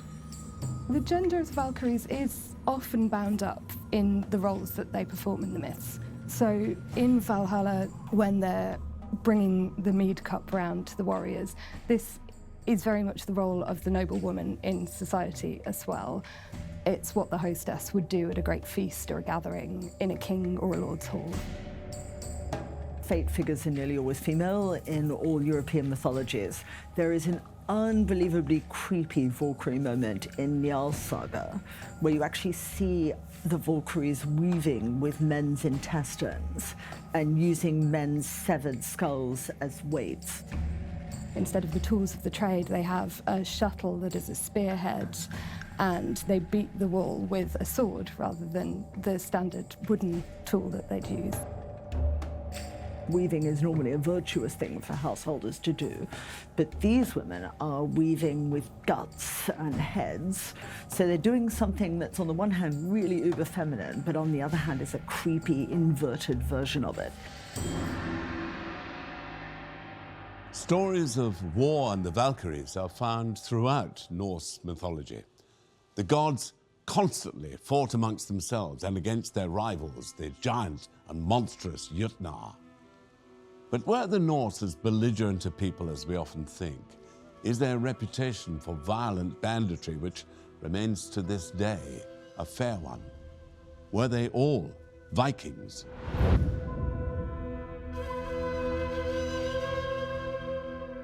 There's a great deal of association between the Norse and a particularly savage kind of violence, and that's frequently overstated. In the context of the time they lived in, I don't think the violence committed by the Norse was any inherently worse than the violence committed by other medieval societies. I don't think you could quantify the effect of murder and arson and theft by the Norse as being any worse than the murder and arson and theft that occurred within Anglo-Saxon kingdoms and continental royal houses. It's fair to say that they're expansionist and that their method of expansion is ship-based, and that their modus operandi is, on the whole, to cross the seas and raid foreign countries and take slaves and take plunder and then sail home with that. But they also tend to settle in areas that they frequently raid, so they don't remain these outsider pillagers. When they establish themselves, they form societies, and then we can pick out the really much more positive associations. The bold spirit of the Norse saw them dominate England and found settlements stretching from the Black Sea to North America.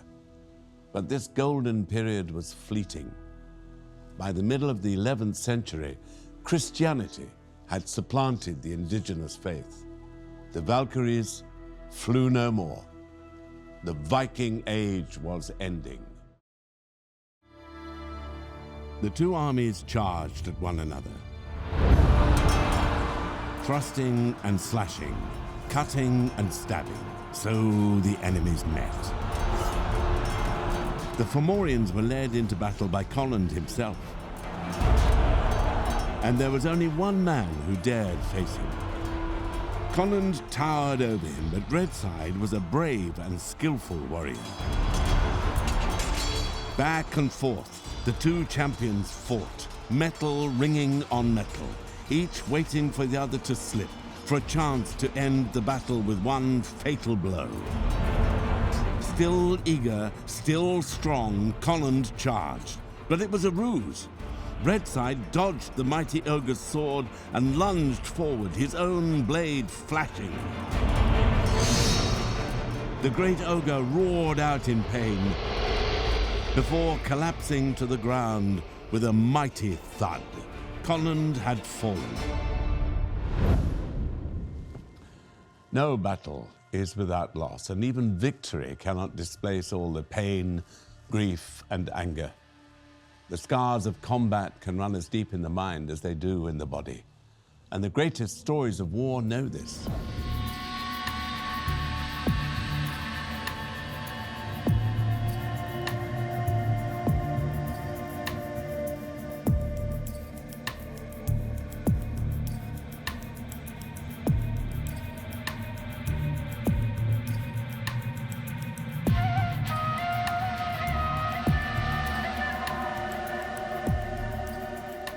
In the Anatolian expanses of modern Turkey, just south of the Dardanelles Strait, which divides Europe from Asia, there was once a place of legend. A mighty fortress overlooking the plains, a city of wealth and beauty. The remnants of its thick walls are now shrouded beneath the earth. Its lavish temples and palaces crumbled to dust. But it was amid the rocks and rivers of this ancient plain that the greatest conflict in all myth took place, the Trojan War. It was a war sparked by the abduction of Queen Helen of Sparta by Prince Paris of Troy.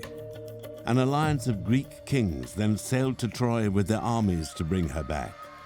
A 10-year siege ensued. Only cunning ended the long stalemate.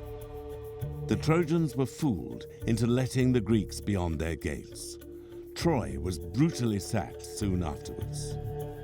Countless works of art have been inspired by the war. In its long duration and bloody aftermath, there are near infinite opportunities to explore the meaning and impact of conflict. The Trojan War offers an opportunity to look at a very wide range of human life. It offers the opportunity to look at the failure of guest friendship, what happens when those bounds of hospitality are broken, conflict in between two different regions, the coming together of the Greeks for a single purpose. All of these kinds of things the myth allows the Greeks to explore through one particular narrative. It doesn't just talk about war to glorify it. It also really offers an opportunity to look at the human cost, the people who suffer as a result of war. But one account of the war has endured above all others. A poem composed almost 3,000 years ago. Alexander the Great conquered the world with a copy at his side, and soldiers and civilians alike have for centuries looked to it for a better understanding of war in their own times. That poem is the ancient Greek epic, the Iliad. Said to be the work of an author known as Homer, the written version of the poem dates to the 8th century BC. Its roots, however, are older still, in an oral tradition which stretches back hundreds of years more. The Iliad does not focus on the end of the Trojan War, nor on its beginnings. Instead, it tells one short episode during the last year of the conflict. Homer makes monsters of neither Trojans nor Greeks. The poet instead grants equal dignity to the soldier far from home and the civilian trapped in theirs. What the enemies have in common is emphasized: the love of family, the pain of loss, the inevitability of death. One lovely example of a moment of emotional connection with the family is the Trojan hero Hector in the Iliad, who puts on his helmet and then goes to kiss his wife, Andromache, goodbye. She's with his little boy, who's only a tiny child, and the little boy looks at Hector in his helmet and he starts to cry. He doesn't recognize his father because he's wearing this great helmet, and Hector starts to laugh and throws the little boy up in the air and passes him back to his wife. But it's a lovely, affectionate moment. This lovely little domestic detail that humanizes him and makes it clear that he's fighting in the most literal possible way, not just for his city as a political entity, but for his family in its extraordinary vulnerability. You could read the epic as being about the unreasonableness of war, the pettiness of war, and therefore the human need to rise above that, to try and remain human and humane within that struggle.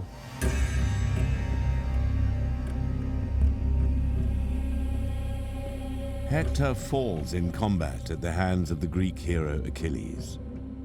It was his fate to die, and for his city to eventually fall. But he carried on nonetheless. He fought to the end. His story still speaks to us, for death comes for all, but we all must carry on. It's about very fundamental aspects of human experience: jealousy, anger, rage, struggle, love, hate.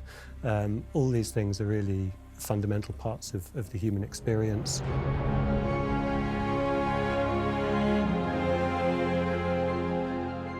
Every generation that has read the poem has repurposed its characters and events for their own times. After the fall of Rome, however, Homer's text was lost to Western Europe for centuries.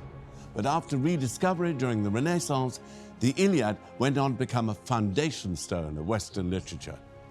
It continues to shape our thoughts about war to this day. For though in many ways combat has changed beyond recognition, the Iliad captures something unchanging about war. The poem glories in it and damns it just the same.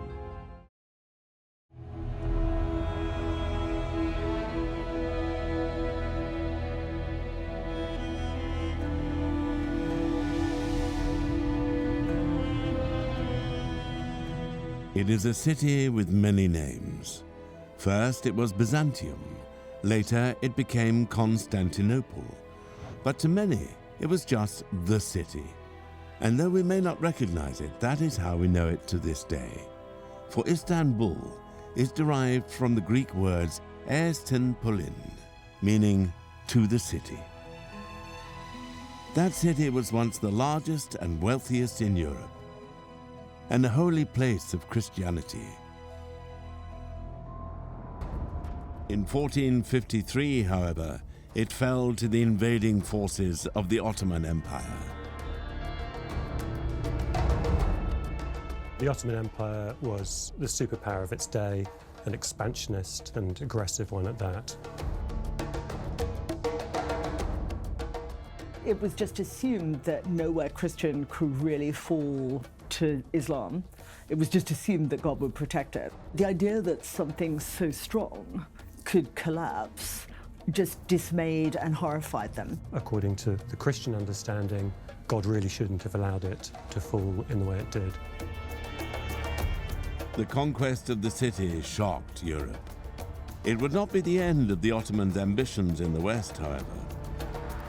It expanded all the way into Eastern Europe. In fact, virtually all of what we now think of as the Balkans was either ruled directly by the Ottomans or was an Ottoman vassal.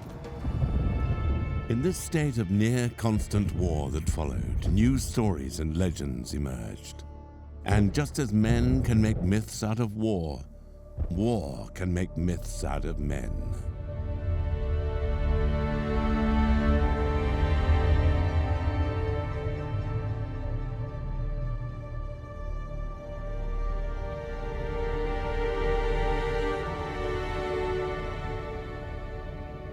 Wallachia was a small principality in what is modern-day Romania.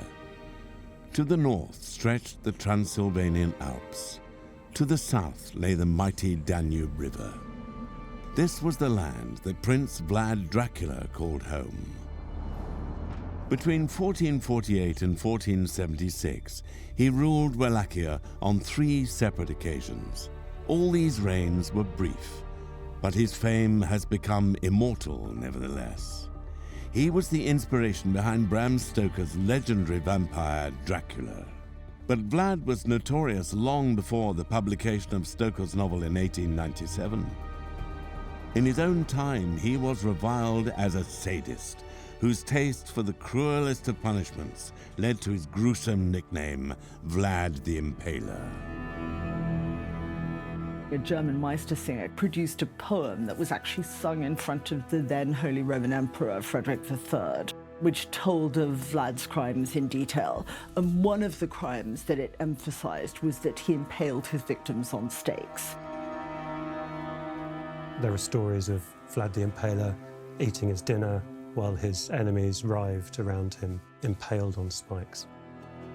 Later, this was elaborated even further, and there were some really grisly tales of mothers and infants being impaled together so that the infants were trying to clutch at the mothers and the mothers were trying to protect the infants, but they both died. Really gruesome stuff.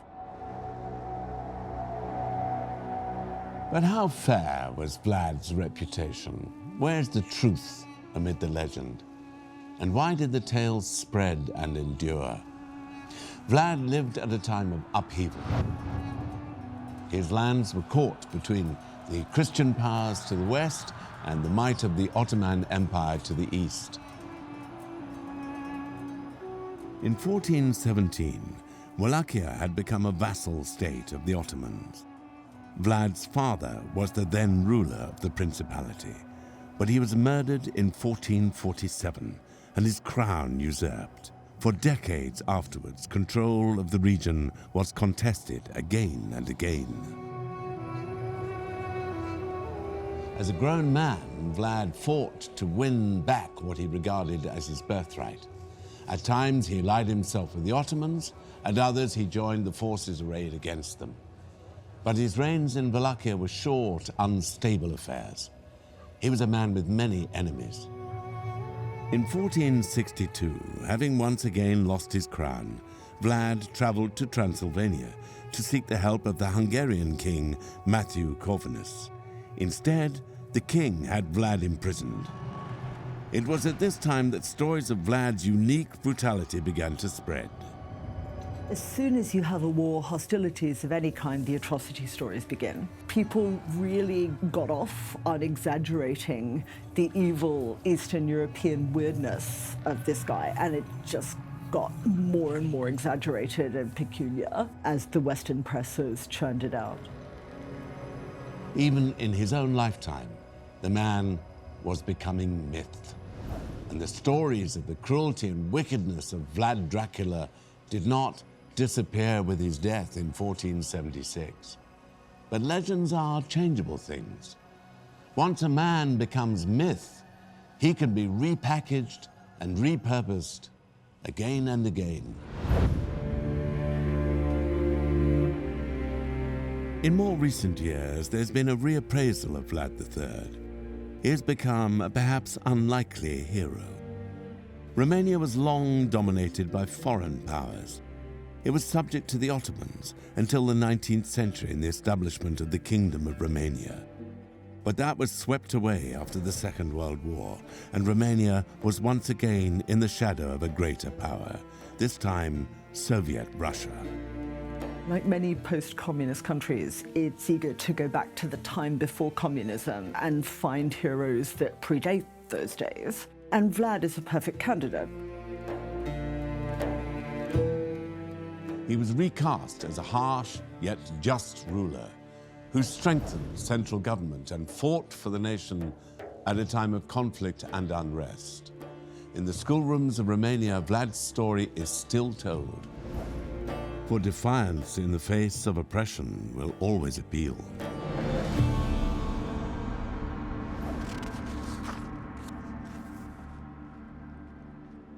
The battle was over. The Numidians celebrated. It was Fergus Redside who had triumphed, but few in his army had escaped the battle with the Fomorians unharmed. And as they tended to the wounded, a dread sound echoed across the island. It came from the sea. A fleet of ships cut through the waves towards them. It was another Fomorian army. Morte, brother of the defeated Colin, was already come for revenge. With a cry, Redside rallied his weary men. they charged the beach to fight once more.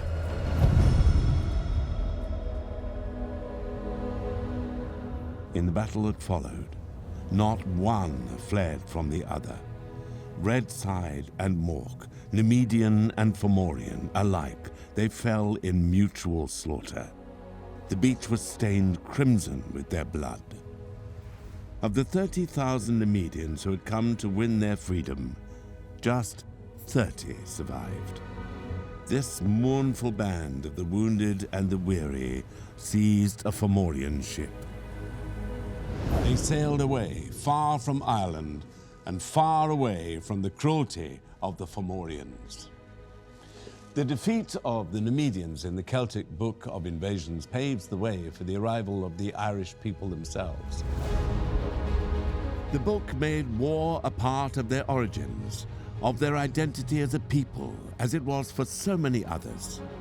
From the time of the Romans to that of the Norse, from the golden age of ancient Greece through to this very day, the character of individuals and of nations has been shaped by myths of war. They can tell us where we've come from and where we go after death. They tell us what makes us different from others and what we have in common. They tell us what we cherish, what we deplore, what we aspire to, and what we fear. They tell us who we are. The weapons of war have changed down the centuries.